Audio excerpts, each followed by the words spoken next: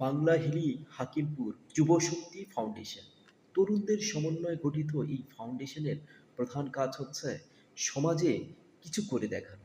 সেটা কিভাবে করা হবে? তরুণদের সমন্বয়ে। তরুণরা এগিয়ে আসলেই যে কোনো কিছুকেই দ্বারস্থ হওয়া, সেটিকে সম্পূর্ণ করা সম্ভব। গাছ লাগায়, শিশুদের ভালোবাসা দেই, উভয়েই বড় হয়ে ছায়া দেবে একদিন।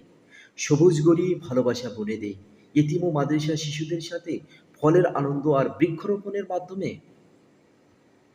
আলহামদুলিল্লাহ, গতকাল হিলি যুব শক্তি ফাউন্ডেশনের পক্ষ থেকে হাকিমপুর উপজেলার বিভিন্ন মাদ্রাসা ও এতিমখানাতে মাদ্রাসা ছাত্রদের নিয়ে বৃক্ষরোপণ ও এতিম বাচ্চাদের জন্য সিজনাল ফল, আম, কাঁঠাল ইত্যাদি দেওয়া হয়েছে। প্রথমে বাওনা কাসিমুল উলুম আদর্শ এতিমখানা, মোংলা মাদ্রাসা এতিমখানা এবং সাতনি চারমাতা এতিমখানা মাদ্রাসা।